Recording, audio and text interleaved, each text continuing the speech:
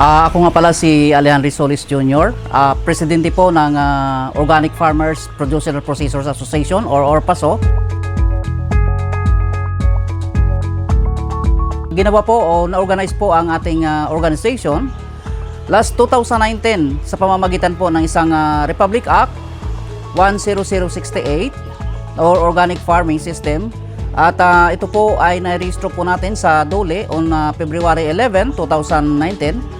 Ito pong proyektong ito ay ibinigay po ng PRDP through the World Bank at naibigay po sa atin at naipatayo itong cocoa sugar facility area.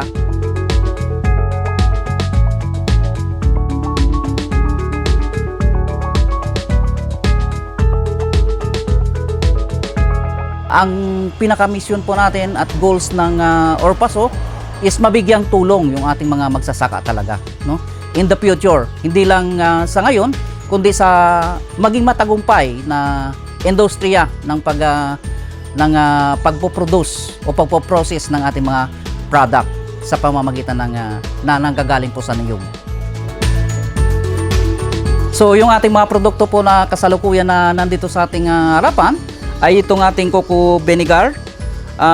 cocoa jam, cocoa sugar,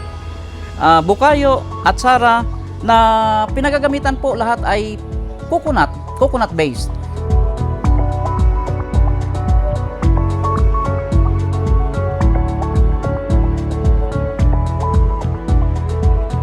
Ang mga plano po natin sa ating organization, sa ORPASO, ay upang mapaganda at mabigyan ng livelihood program talaga yung ating mga farmers, na coconut farmers. So, yung ating obhito naman dito ay sa matulungan, mabigyan ng isang livelihood program na pagkakakitaan yung ating mga coconut farmers bukod sa pagkukupra at sa iba pang mga ginagawa nila sa kanilang coconut farm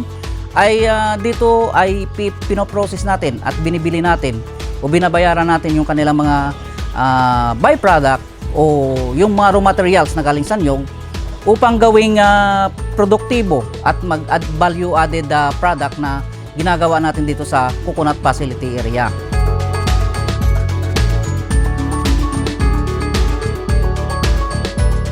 Maraming salamat po sa DTI family na kung saan ay tumulong ng masinsinan sa ating organization sa ORPASO at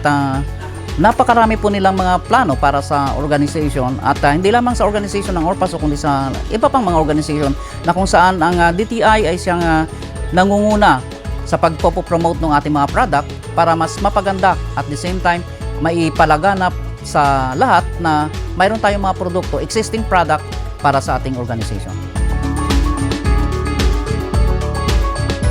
So sa pamagitan po nito, yung ating mga product na ito ay na-market po natin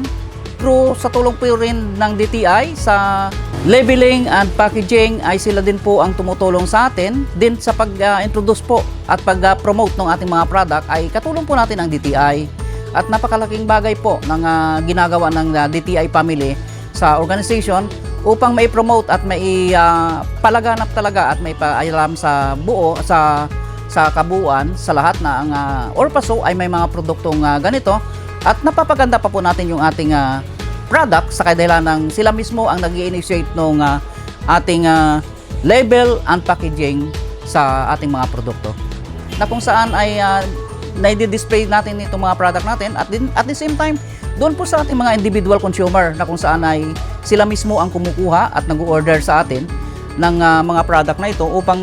matikman nila at magamit at may paalam sa iba na ganito kaganda at kasarap yung ating mga produkto. Ang plano natin is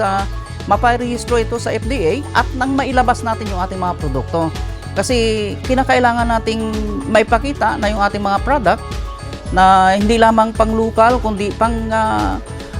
outside o pang export na po pwedeng nating magawa sa ating mga hinaharap na mga pagkakataon na kinakailangan nating maipakita na yung ating produkto ay may kalidad at napaka-helpful at siyempre kumikita.